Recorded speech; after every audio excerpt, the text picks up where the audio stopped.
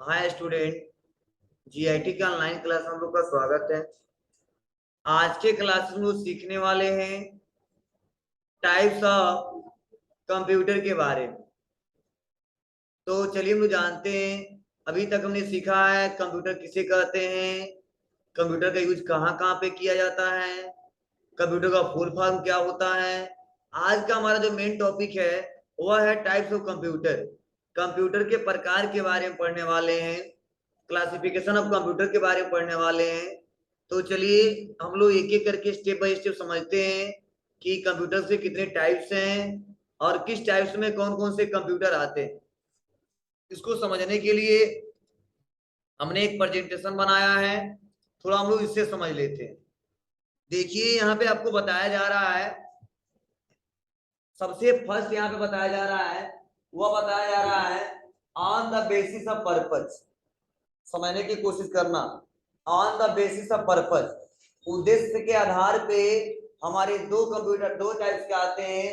पहला general purpose और दूसरा स्पेशल पर्पज। मतलब पहला हेडिंग है on the basis of purpose, मतलब उद्देश्य के आधार पे जो कंप्यूटर के हमारे टाइप्स आते हैं दो तरीके से आते हैं। एक जनरल पर्पज के आते हैं और एक हमारे स्पेशल पर्पज के आते हैं। क्लियर है। सेकेंड बताया जा रहा है on the basis of technology. ठीक है, मतलब तकनीकी के आधार पे हमारे तीन माने गए हैं। पहला एनालॉग, दूसरा डिजिटल और तीसरा हाइब्रिड। उसके बाद से नेक्स्ट अगला बताया जा रहा है on the basis of size and capacity, मतलब आकार और क्षमता के आधार पे हमारे फोर माने गए हैं। पहला सुपर कंप्यूटर, ठीक है, main frame computer, mini computer और माइक्रो कंप्यूटर। मतलब अगर कोई पूछे क्लासिफिकेशन ऑफ कंप्यूटर या वैसे पूछ सकता है टाइप्स ऑफ कंप्यूटर, तो आप बता सकते हो थ्री टाइप्स है इसके। ठीक है, पहला on the basis of purpose, दूसरा on the basis of technology और तीसरा on the basis of size and capacity. अब उसके कैटेगरी में कोई पूछ दे तो on the basis of purpose का एग्जांपल बता दीजिए, on the basis of technology का एग्जांपल बता दीजिए, on the basis of size and capacity का बता दीजिए। तो आपको ऐसे आपको जवाब देना पड़ेगा कि हाँ, पर्पज में आते हैं जनरल पर्पज और स्पेशल। ठीक है, टेक्निकल में आते हैं एनालॉग और डिजिटल और हाइब्रिड, और साइज एंड कैपेसिटी के आधार पर आते हैं सुपर, मेनफ्रेम, मिनी और माइक्रो। अब किस कंप्यूटर का क्या यूज है यही हमको आज के क्लास में जानना है, और कैसे कैसे क्वेश्चन पूछे जाते हैं ये हमको जानना है। तो चलिए सबसे पहला हम स्टार्ट करते हैं on the basis of purpose, मतलब उद्देश्य के आधार पे। देखो दो माने गए, पहला जनरल, दूसरा स्पेशल।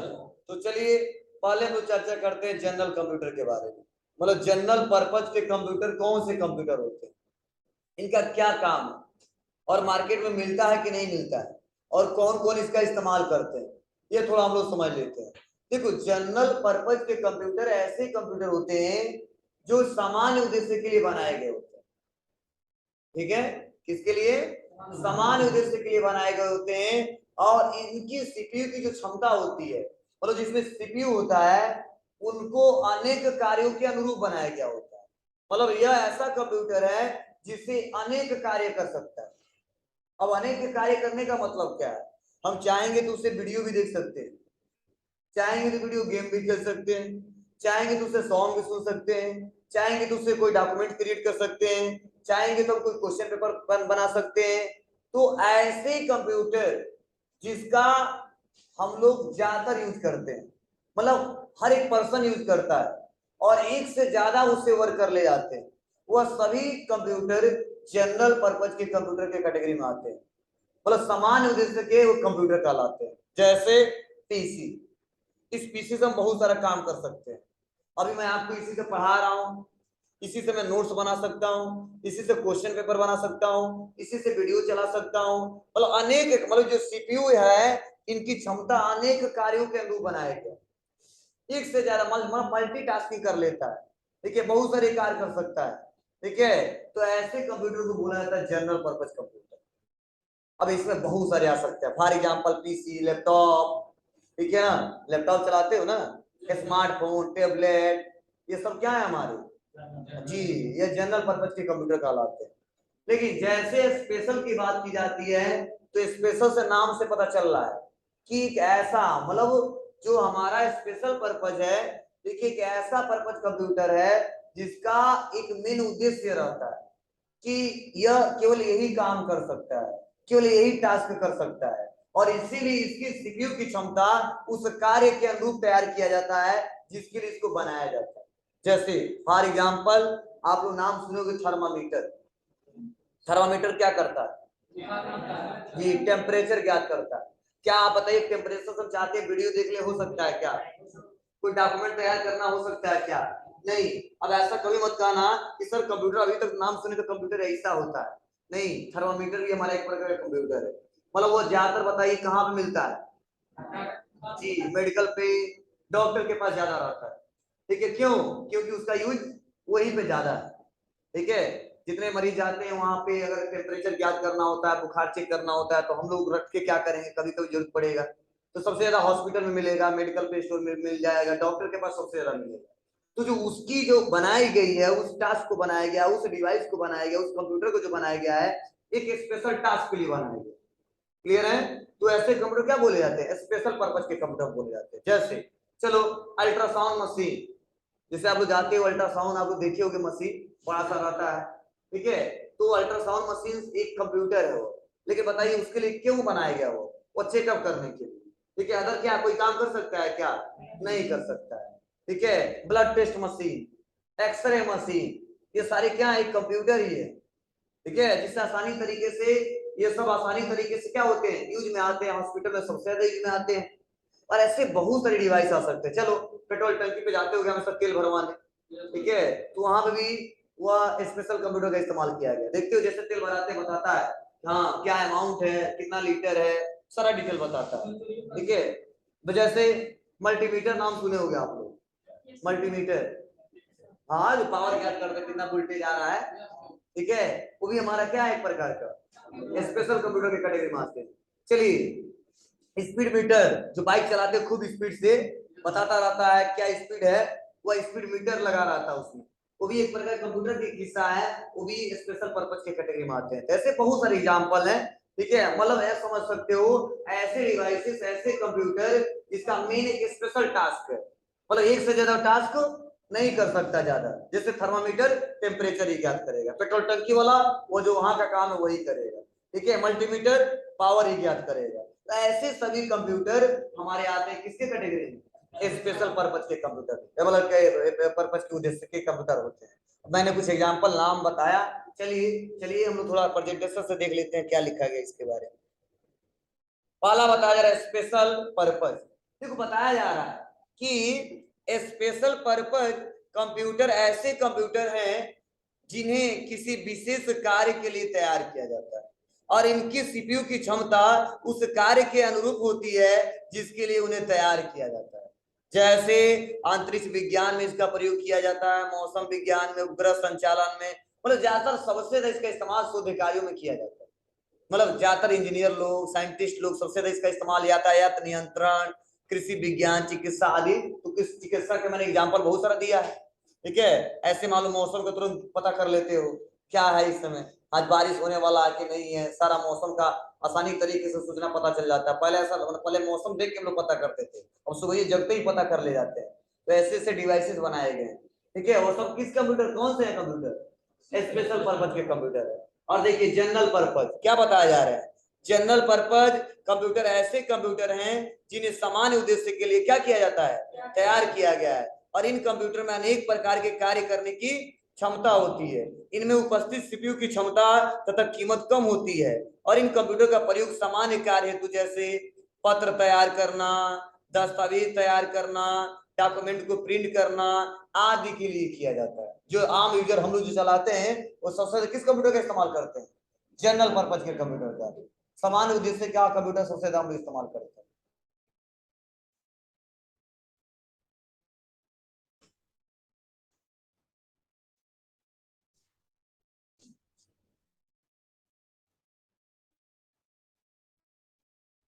ठीक है बाबू, तो यह हमने इसमें कोई डाउट है पूछिए आप लोग। तो पहला हमने पढ़ा on the basis of purpose, clear है सबको? अगर 2-3 मिनट टाइम हो तो जल्दी से नोट कर लें इसको, बस जल्दी फास्ट। वो हम लोग पढ़ने वाले क्या,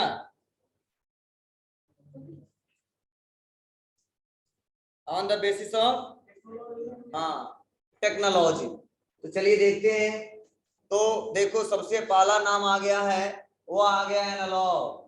देखो बहुत सिंपल इसका मतलब है, एनालॉग कंप्यूटर एक ऐसा कंप्यूटर होता है जो सबसे ज्यादा भौतिक मात्राओं को ज्ञात करता है। किसको? भौतिक मात्राओं को सबसे ज्यादा ज्ञात करता है। अब चलिए भौतिक मात्राओं में क्या क्या आ सकता है?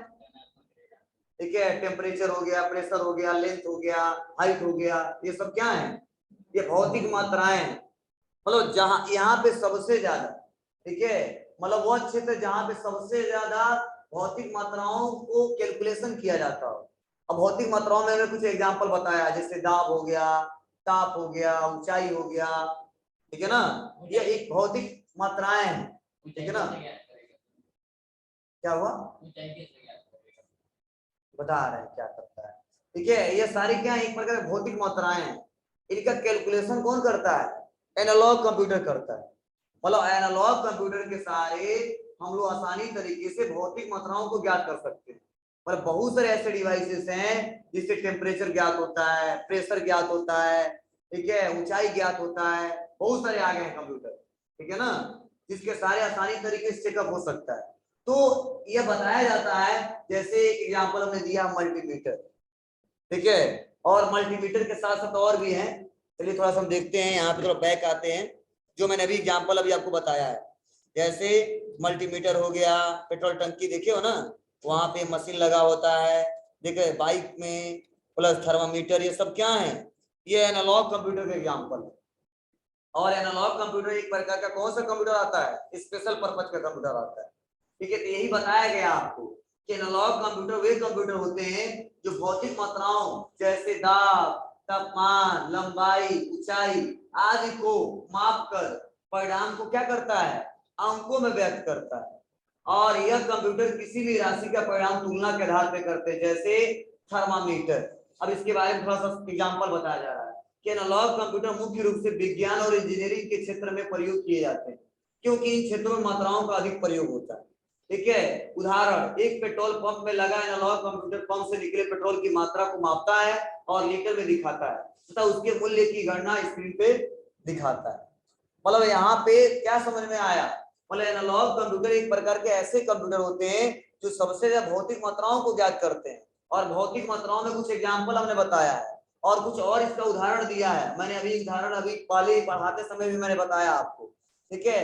तो जहां पे सबसे ज्यादा मात्राओं को ज्ञात किया जाता है, भौतिक मात्राओं को ज्ञात किया जाता है, वहां पे सबसे ज्यादा इसका प्रयोग किया जाता है। भौतिक मात्राओं का सबसे ज्यादा जो कैलकुलेशन होता है वो होता है इंजीनियरिंग और वैज्ञानिक क्षेत्र, ठीक है। इसीलिए इस कंप्यूटर का इस्तेमाल सबसे ज्यादा वहीं पे किया जाता है।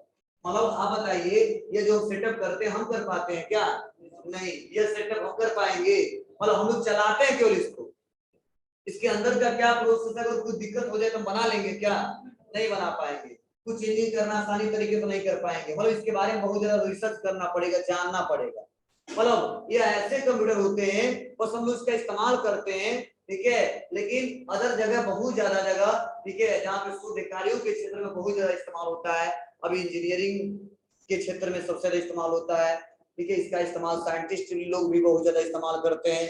मैंने कुछ नॉर्मल एग्जांपल दिया है जो आप लोग देखे हो, और आपको ना कुछ नॉर्मल एग्जांपल दिया है हमने जो आप लोग देखे हो और हमेशा आप लोग जाते भी हो वहां पे, जिससे आपको आसानी तरीके से समझ में आ जाए, ठीक है। अब वैज्ञानिक क्षेत्र में अलग अलग तरीके हैं, इंजीनियरिंग क्षेत्र में अलग अलग तरीके हैं। अब उसके बारे में हमको जानना पड़ेगा क्या वहां पे कैसे होता होगा, तो उसी सेक्टर में हमको जाना पड़ेगा। कुछ मैंने एग्जाम्पल दिया है कि एनालॉग कंप्यूटर के कुछ हिस्से हैं, ठीक है। तो कई बार आ सकता है एग्जाम्पल में, पेट्रोल टंकी में लगा हुआ क्या है जो कंप्यूटर होता है, कौन सा कंप्यूटर होता है? एनालॉग, ये डिजिटल है, हाइब्रिड, आपको बताना पड़ेगा। Analogue, multimeter, thermometer, speed meter, ये सब क्या है हमारे? ये एनालॉग कंप्यूटर। क्लियर है? हाँ, इसको इसके बारे में नहीं लिखना है, आपके बुक में दिया, देखिए कहाँ पे दिया, मैं अभी बता दूंगा। ये क्लियर हुआ कि नहीं हुआ? अगर कोई पूछे तो बता दोगे ना जी? यही बुक में सेम दिया है, ठीक है, कुछ एग्जाम्पल के साथ दिया है, अभी मैं बताऊंगा कहाँ पे है। ठीक है, मैं पेज नंबर लास्ट में बता दूंगा, घर पे पढ़ लीजिएगा। चलिए नेक्स्ट अगला देखो बताया जा रहा है, वो पढ़ाया जा रहा है क्या, डिजिटल कंप्यूटर। देखिए डिजिटल का मतलब क्या है, डिजिटल डिजिट शब्द से मिलकर बना होता है। डिजिट मतलब होता है अंक, ठीक है, कोई बोले कि डिजिट बताइए, तो डिजिट में क्या आता है, 0 से लेके 9 तक। अब ये नंबर बोलो या डिजिट, आप लोग ओटीपी आता है ना, ओटीपी आता है 6 डिजिट ओटीपी, नंबर नहीं लिखता है, डिजिट लिखता है, मतलब 0 से लेकर 9 तक उसे डिजिट बोलते हैं, कई लोग नंबर बोलते हैं उसको।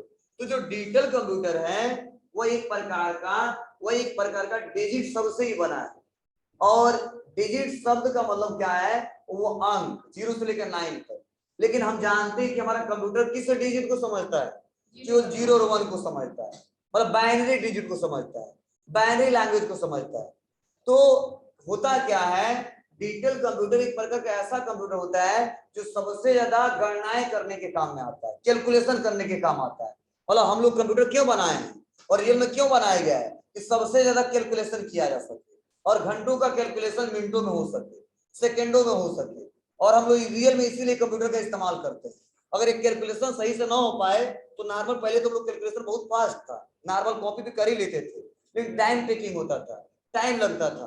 लेकिन इस समय आज हम डिजिटल कंप्यूटर का इस्तेमाल कर रहे हैं, मतलब प्रेजेंट टाइम में हम लोग कंप्यूटर का इस्तेमाल कर रहे हैं ना, आम यूजर जो करता है वो डिजिटल कंप्यूटर का ही करता है। जो स्मार्टफोन आपका डिजिटल कंप्यूटर है, या पीसी डिजिटल कंप्यूटर है, ठीक है, टेबलेट ये डिजिटल कंप्यूटर है, लैपटॉप डिजिटल कंप्यूटर है। यही बोला गया है कि डिजिट का अर्थ होता है अंक, अर्थात अर्थ डिजिटल कंप्यूटर वह कंप्यूटर होता है जो अंकों की गणना करता है। यह कंप्यूटर इनपुट किए गए डाटा और प्रोग्राम को 0 से 1 में परिवर्तित करके इन्हें इलेक्ट्रॉनिक रूप में प्रस्तुत करते हैं। इलेक्ट्रॉनिक रूप में मतलब कंप्यूटर जिस भाषा में आसानी तरीके से समझ सके। ठीक है, फिर से बताया जा रहा है, डिजिटल कंप्यूटर वे कंप्यूटर है जिनका प्रयोग व्यापार में घर का बजट तैयार करना, इसी से तो होता है, यही कंप्यूटर है। मतलब व्यापार में घर का बजट तैयार करना, पत्र लिखना, चित्र बनाना, संगीत सुनना, फोटो वीडियो देखना, गेम खेलना आदि होता है।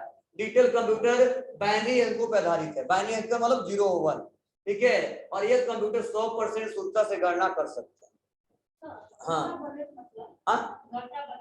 घर का बजट मतलब घर पे जो भी हमारे एक्सपेंसेस इनकम होते हैं उनका ब्यौरा रखना, वो घर का बजट तैयार कर सकते हैं, किसी बिजनेस का बजट तैयार कर सकते हैं, ठीक है ना, मतलब हमारा क्या ओवर, क्या कितना इनकम है, क्या एक्सपेंस है, वो सारा वही बजट की बात कर रहा है कि घर का बजट तैयार कर सकते हैं, किसी बिजनेस का बजट तैयार कर सकते हैं। इस कंप्यूटर को घर पे इस्तेमाल करिए, किसी बिजनेस में इस्तेमाल करिए, ठीक है। तो ये डिजिटल कंप्यूटर है।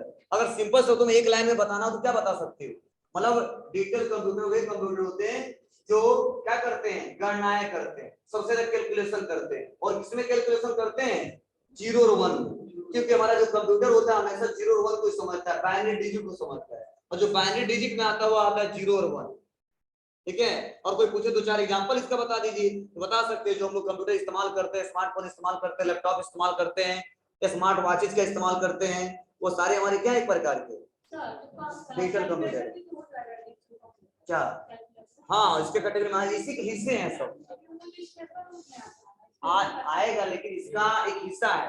मतलब जो कंप्यूटर बनाए गए होते हैं ना, तो इसी से नहीं बनाए गए होते हैं, जो अभी मैं बताऊंगा तीनों का एक हिस्सा होता है। कई सारे में तीनों मिल जाएंगे, कई सारे में एक केवल मिलेगा, ठीक है, कई सारे में तीनों के गुण मिलेंगे, कई कई ऐसे कंप्यूटर मिलेंगे जिसमें 2 के गुण मिलेंगे, ठीक है, अलग अलग है। अभी मैं इसको आगे बढ़ाता हूँ। उसके बाद से अगला जो है वो है हमारा कौन सा कंप्यूटर, हाइब्रिड। देखो हाइब्रिड शब्द का मतलब होता है अनेक गुण धर्मों वाला, क्या होता है, अनेक गुण धर्मों वाला। मतलब हाइब्रिड कंप्यूटर एक प्रकार का ऐसा कंप्यूटर होता है जिसमें डिजिटल के भी गुण होते हैं और एनालॉग कंप्यूटर के भी गुण होते हैं। मतलब एक कंबाइनेशन होता है किसका, एनालॉग कंप्यूटर और डिजिटल कंप्यूटर।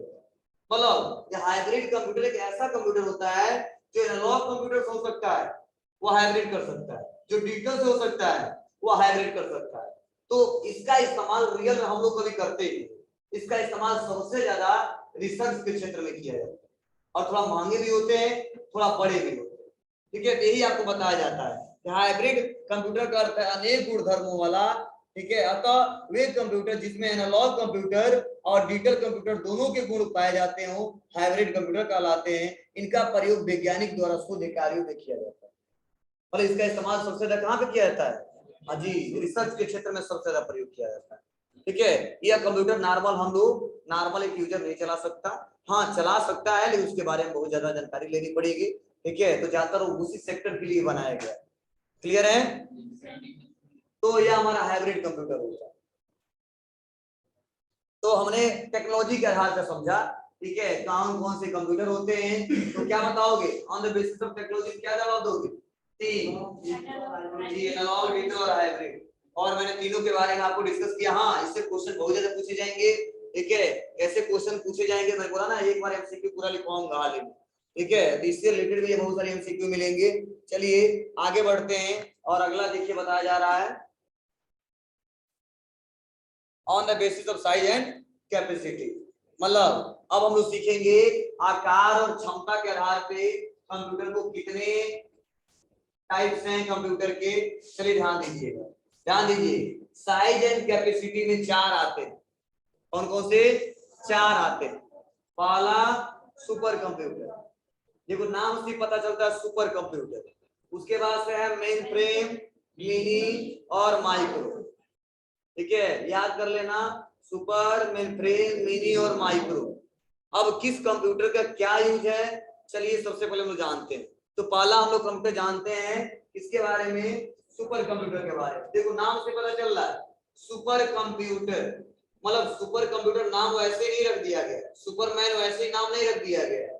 मतलब सुपर कंप्यूटर बहुत ही, मतलब दुनिया का सबसे फास्टेस्ट कंप्यूटर है। मतलब दुनिया में जितने कंप्यूटर है, सुपर कंप्यूटर से फास्ट कोई कंप्यूटर नहीं चलता।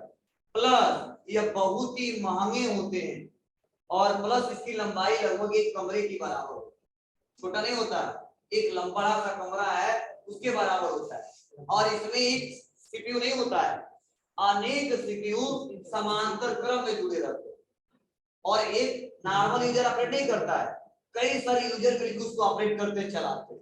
और इसीलिए इसका इस्तेमाल सबसे ज्यादा रिसर्च के क्षेत्र में, और प्लस जो हॉलीवुड पिक्चर बनते हैं, ठीक है, जो बड़े बड़े हॉस्पिटल हैं, ठीक है, जहाँ पे ज्यादातर कंप्यूटर से सारा चेकअप होता है, वहां पे इस कंप्यूटर का देखने को मिलता है। हॉलीवुड पिक्चर देखे हो ना, ऐसे ऐसे चलचित्र बन जाते, लगता है रियल में। लेकिन और आप लोग सोच नहीं सकते ऐसा हो सकता है कि नहीं हो सकता है। ठीक है, जो नए नए ये फिल्म बन रहा है नए नए टेक्नोलॉजी पे, वो सबसे ज्यादा जो एडिटिंग होते हैं वो सबसे ज्यादा किससे होता है? सुपर कंप्यूटर में। ठीक है, जो बड़े बड़े हॉस्पिटल है देखते हो ना, डॉक्टर नहीं फिर भी इलाज हो रहा है, ऐसे ऐसे कंप्यूटर आ चुके हैं। ठीक है, और किसका एग्जाम्पल? सुपर कंप्यूटर का। और प्लस रिसर्च के क्षेत्र में इसका प्रयोग बहुत ज्यादा किया जाता है, प्लस डिफेंस के क्षेत्र में इसका बहुत ज्यादा प्रयोग किया जाता है। तो ये बोला गया है कि सुपर कंप्यूटर एक प्रकार का दुनिया का बहुत ही फास्टेस्ट कंप्यूटर होता है। इसकी लगभग जो साइज होता है, आकार होता है, तो इसीलिए तो बोला है आकार के कैपेसिटी के आधार पे, मतलब इसमें अत्यधिक संग्रह क्षमता होता है, बहुत ज्यादा डाटा स्टोर करके रख सकता है। प्लस इसकी क्षमता लगभग माइक्रो 40,000 माइक्रो प्रोसेसर जितनी क्षमता होती है। एक सुपर कंप्यूटर ला दो और ऐसे 40,000 माइक्रो प्रोसेसर ला दो, तभी भी हमारा सुपर कंप्यूटर बहुत फास्ट काम करता है। हाँ, थोड़ा महंगे मिलते हैं, एक आम यूजर नॉर्मल यूजर नहीं खरीद सकता है। और प्लस इसमें सीपीयू जो होते हैं वह क्या होते हैं? समांतर क्रम में जुड़े रहते हैं। और प्लस जो इसकी जो स्पीड को मापा जाता है वो मेगा फ्लॉप में मापा जाता है। और एक क्वेश्चन बार बार पूछा जाता है कि भारत का पहला सुपर कंप्यूटर और वर्ल्ड का पहला सुपर कंप्यूटर, क्वेश्चन बार बार पूछा जाता है। मतलब भारत का पहला सुपर कंप्यूटर कब आया, क्या नाम था, और वर्ल्ड का पहला सुपर कंप्यूटर कब आया और क्या उसका नाम था। तो ध्यान दीजिएगा, जब भी अगर ऐसा क्वेश्चन आ जाता है तो जो भारत का पहला सुपर कंप्यूटर था वो सर बोलते थे परम, अभी लिखवाऊंगा। ठीक है, और वो आया था 1995 में।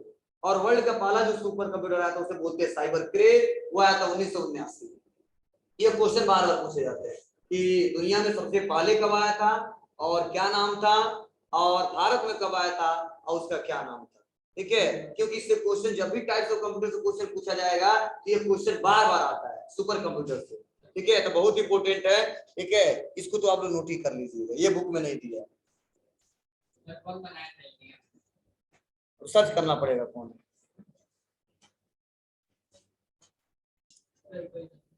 नेक्स्ट अगला जो हम लोग पढ़ने वाले हैं वो हम लोग जानने वाले हैं मेन फ्रेम कंप्यूटर के बारे में। देखो होता क्या है, जो मेन फ्रेम कंप्यूटर है वह एक ऐसा कंप्यूटर है जिसका इस्तेमाल हम लोग मल्टीटास्किंग के लिए करते हैं। इसके लिए मल्टीटास्किंग। मल्टीटास्किंग मतलब जैसे सुन लो, एक सीपीयू है, ठीक है, और इतने मान लो आप लोग कंप्यूटर ऑपरेटर हो, तुम चाहेंगे तो एक सीपीयू से बहुत सारा यूजर जोड़ के और हर एक यूजर अलग अलग एक ही टाइम में टास्क कर सकते हैं, उसे बोलते हैं मल्टीटास्किंग। फॉर एग्जांपल एक सीपीयू है और आप सबके पास मॉनिटर, सीपीयू एक ही है, सारे मॉनिटर को हमने कनेक्ट किसके किया है, इस सीपीयू से किया है। मतलब सभी लोग अपना अपना काम करोगे, कोई जरूरी है सेम करोगे, तो एक ही सीपीयू से आप अलग अलग काम कर रहे हो, उसे बोलते हैं मल्टीटास्किंग। मतलब एक सीपीयू है, एक सेंट्रल प्रोसेसर है और कई सारे यूजर एक साथ काम कर लेते हैं, इसे बोलते हैं मल्टीटास्किंग। और वह होता है किसमें, मेन फ्रेम कंप्यूटर। मतलब जैसे हमारे लैब में जितनी कंप्यूटर है सारी सीपीयू है ना, हम चाहेंगे तो अगर 5 सीपीयू ला दें मेन फ्रेम जैसा, तो हम पूरे कंप्यूटर को ऑपरेट कर सकते हैं, लेकिन हमारे लिए उतना यूजफुल नहीं रहेगा, उतना टिकाऊ नहीं रहेगा। रीजन क्या है, ठीक है, क्योंकि दिक्कत हो जाती है, इसमें एक कंप्यूटर खराब होगा एक ही तो बैठा रहेगा, अदर सब चलेंगे ना, लेकिन इसमें दिक्कत क्या होगी, अगर एक सीपीयू खराब, इससे जितने कनेक्टेड हैं लगभग 16 कनेक्ट कर सकते हैं, ठीक है, पोर्ट आते हैं अलग अलग, जैसा प्राइस रहता है उसी हिसाब से हम लोग खरीदते हैं, 12 पोर्ट का भी आता है, 16 पोर्ट का भी आता है, तो चाहेंगे तो हम आसानी तरीके से कनेक्ट कर सकते हैं, लेकिन बहुत दिक्कत होती है और थोड़ा सा परफॉर्मेंस भी इसका स्लो हो जाता है, ठीक है, इसीलिए हम लोग हर कंप्यूटर के लिए अलग अलग सीपीयू लगाएं। लेकिन जो बड़ी बड़ी कंपनियां हैं थोड़ा ज्यादा अमाउंट लगा के और ऐसे हर के लिए एक एक सीपीयू नहीं लगाते हैं सर, वो एक बड़ा सा खरीद के लाएंगे, या मान लो 100 कंप्यूटर है तो 2-3 खरीद के लाएंगे और सभी को उसी से कनेक्ट कर देंगे और सारा डाटाबेस एक ही जगह रहेगा और एक ही जगह डाटाबेस से वो एक्सेस करते जाते हैं। इसीलिए बोला जाता है एक प्रकार का ऐसा कंप्यूटर होता है जो मल्टीटास्किंग का काम करता है। मतलब सीपीयू ए, माउस कीबोर्ड मॉनिटर अनेक और यूजर अनेक और आसानी तरीके से ऑपरेट कर लेते हैं, लेकिन कहीं नहीं एक बिल्डिंग में होता है, वो कनेक्टेड रहता है, एक लिमिट होता है उसका कि कहां तक जाएगा, तो उसे बोलते हैं मेन फ्रेम कंप्यूटर। चलिए देखिए इसके बारे में क्या लिखा गया है, थोड़ा सा आपके बुक में दिया है, नहीं लिखना है आप लोग को, बता रहे हैं, पहले पढ़ लो। देखो क्या बताया जा रहा है यहाँ पे,